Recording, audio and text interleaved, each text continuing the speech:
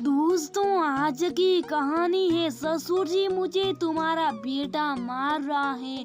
दोस्तों, कहानी शुरू करने से पहले अगर हमारे चैनल को सब्सक्राइब नहीं किया हो तो कर लीजिए ताकि आपके पास पहुंचे हर रोज नया वीडियो।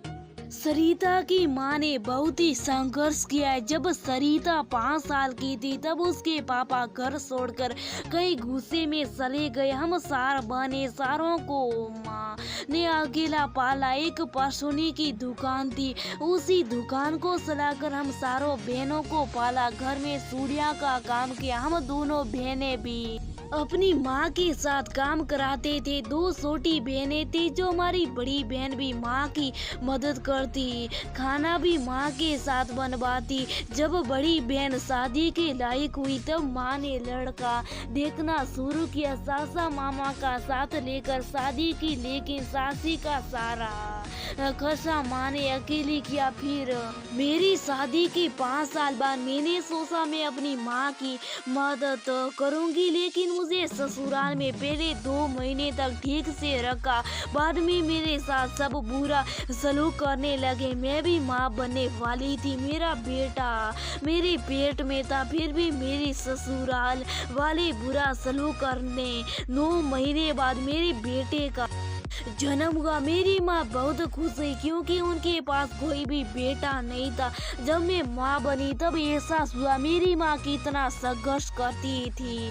फिर मेरा बेटा 1 साल का होने वाला था। मैंने बर्थडे पार्टी रखने की बोली, हस्बैंड ने भी हाँ कर दी। पार्टी की तैयारी चल रही थी कि 2 दिन पहले मेरी सास ने मेरे साथ झगड़ा किया। फिर देवर ने भी हाथ छोड़ दिया। मैं रोती रही। मैंने सोचा मेरे पापा नहीं है तो मेरे ससुर मेरा साथ देंगे, लेकिन उन्होंने भी मुझे बुरा भला बोला।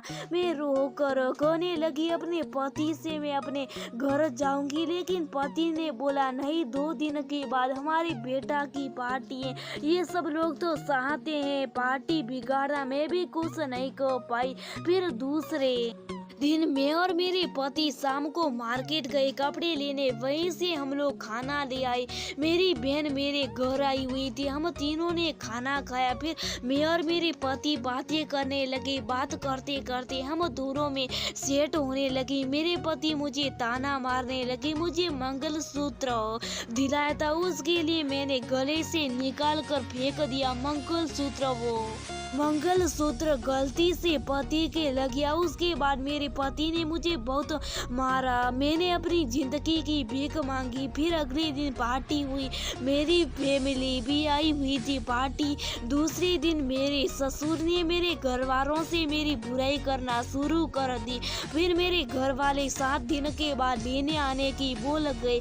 जैसे 7 दिन हुए इन लोगों का बुरा बर्ताव शुरू हो गया। फिर मेरी माँ ने मुझे बुला लिया। कुछ दिन बाद मुझे लेने आए, लेकिन झगड़ा कर दिया वहाँ भी, और झगड़े में अपने घर वालों को बुला लिया। मेरे पति ने और मेरे घर से मुझे छीन कर मेरा बेटा ये लोग ले आए। मैं बहुत रोई, लेकिन इन लोगों को क्या दया नहीं आई। फिर 1 महीने बाद में खुद आ गई। मैं फोन करके पूछती रहती थी तो एक दिन बताया बेटे की तबीयत खराब है, मैं हरिद्वार आया हूँ। मैं उसी टाइम अपनी माँ के साथ दिल्ली अपनी ससुराल के पास वाले मंदिर में आ गई। फिर शाम तक मंदिर में बैठी रही मैं और मेरी माँ, लेकिन ये लोग नहीं दिखे। मुझे मेरी मासी सास मिली। उन्होंने फोन किया इन लोगों के पास। मेरे पति ने बोला हम घर आ जाए। मैं और मेरी वहाँ घर आ गई, लेकिन मेरा बेटा वहाँ नहीं था। देवर के घर सास ले गई थी। फोन किया लेकिन कोई भी मेरे बेटे को लेकर नहीं आए। जब शाम के 8 बजे तब मेरी सास आई और बेटे को देकर फिर चली गई। हम लोगों ने खाना खाया ही था। देवर आ गया ड्रिंक करके और मेरी माँ और मेरे साथ बुरा बर्ताव करने लगा। फिर मेरे देवर के साथ साथ मेरे ससुर और मेरे जेठ मेरे पति ने भी बुरा बर्ताव किया, मेरे ऊपर हाथ भी छोड़ा। मैं और मेरी माँ रात भर रोते रहे। सुबह मेरी माँ बिना पानी भी पिए मेरे घर से चली गई, मुझे उनके साथ नहीं जाने दिया। मेरी बात भी मेरे घर वालों से नहीं करते थे। ये लोग मेरी तबीयत खराब हो गई, मेरे पेट में मेरी बेटी आ गई। फिर मेरे पति ने बोला कोई बात नहीं, अब आ गया तो कर लेते। शाम को ही बच्चा गिरने वाली दवा ले आए। मेरे ससुराल वालों ने इनको बोल दिया था बच्चा गिराने के लिए। मैंने बहुत मना किया लेकिन मेरा पति नहीं माना। मेरी तबीयत खराब होने लगी, मुझे दवा भी नहीं दिलाते। मुझे मेरे पति ने बोला जब मैं बच्चा गिराने की दवा खा लूंगी तब दवा दिलाएंगे। मैं रोती रही। मेरी तबीयत अब बहुत ज्यादा बिगड़ने लगी थी। 4 कदम चलना मुश्किल होता, घर का सारा काम करती लेकिन दवा नहीं दिलाती। फिर बच्चा गिरने की दवा खिलाई और मेरी तबीयत खराब हो गई। रात को ही मैंने सोचा अब तो मेरा बच्चा गिर गया, लेकिन मेरी तबीयत खराब होती रही, मुझे दवा नहीं दिलाई। फिर कुछ दिन बाद फिर चेक कराए तो मेरा बच्चा सही था। अब तो मेरे साथ फिर से बुरा बेताब शुरू कर दिया। एक दिन रखी थी मैं और मेरे पति बेटा ससुर थे। मैंने खाना बनाया, साना कुकर गिर गया, सारी दाल गिर गई। मेरा पति मुझे मारने के लिए भागा। मैंने अपने ससुर को आवाज लगाई पापा ये मारने के लिए आ रहे, लेकिन मेरे ससुर ने मुझे उल्टा जवाब दिया, बोले तुझसे तो रोज गिरता है। मेरा मन बहुत दुखी हुआ। अपने पापा अपने होते हैं, ससुर कभी नहीं बन सकते। पापा मेरा हाथ जल गया था लेकिन किसी ने नहीं देखा मैं जली हूँ या नहीं। और मेरे ससुर ने सारी किचन की सफाई करने की बोल दी। मैंने सफाई करने के बाद बाहर आंगन में बैठकर रोने लगी तो मेरे पति ने आवाज लगाई अंदर आकर बेटे को खिचड़ी खिला दो। बोले ये ड्रामा मत कर रोने का। मैंने एक गीला कपड़ा अपने हाथ पर रख लिया था जिससे जलन ना हो, लेकिन मेरे पति ने वो कपड़ा भी छीन लिया और बोले ये ड्रामा करना है तो अपने घर जा। मेरा घर बहुत दूर यूपी में था। फिर कुछ दिन बाद नवरात्र आई तो जरा सी बात पर मुझे फिर मारा। मैंने बोल दिया मैं घर जाऊंगी, मेरी माँ को फोन करो तो थोड़ी देर बाद बात कर दी। मैंने अपनी माँ से बोला मुझे ले आ जाओ नहीं तो मैं जिंदा नहीं बच पाऊंगी। मेरी माँ ने सोचा मैं गुस्से में इसलिए बोल रही।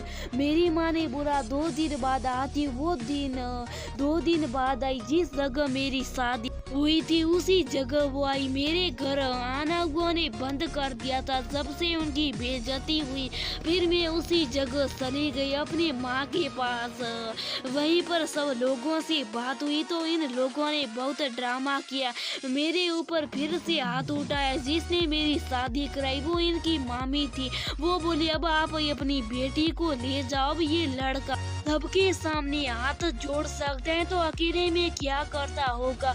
लेकिन मेरी माँ शादी थी, मैं ना चाहूँ अपने घर रहूं। मेरे से बोला गया कि मैं अपने ससुराल वालों के साथ जाऊं। वही नीचे मंदिर था, मैं नीचे गई, माता रानी के आगे हाथ जोड़े और मैंने बोला माँ जो मेरे लिए सही हो मुझे वहीं भेजना। मैंने तेरे हाथ में जोड़ दिया है। सब मैं ऊपर आई घर जाने लिए तो मेरा पति बोलता है माँ सलीस को तो घर जाकर बताओ। मेरी बुआ का बेटा वहीं बैठा था, उन्होंने सुन लिया। वो बोले अब हम लड़की को लेकर ही जाएंगे तो ये लोग बोले साइन करके जाना पड़ेगा। कागजों पर मेरे भाई ने हाँ कर दी। फिर सब लोगों से साइन कराए।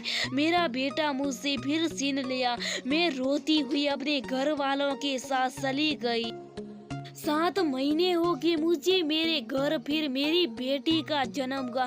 मेरी माँ ने ससुराल वालों को खबर दी लेकिन कोई देखने नहीं आया। फिर मेरी माँ ने नामकरण के लिए फोन किया। मैंने बहुत बोला रो रो कर मेरे बेटे को भी ले आना, फिर अपने साथ वापस ले जाना। लेकिन मेरा पति तो आया लेकिन मेरे बेटे को लेकर नहीं आया। मुझे बहुत गुस्सा आया। 2 दिन मेरा पति मेरे घर रुका, फिर वापस आ गया, लेकिन एक बार फिर नहीं बोला कि मेरे साथ घर साल। 3 दिन के बाद मेरे ससुर की एक्सपायर हो गए। फिर फोन आया तो मेरी माँ, मेरी सासा सासी सब लोग आए। फिर वो लोग मुझे यहीं पर छोड़ गए। फिर मेरे पति का बर्ताव अच्छा होने लगा तो मैं भी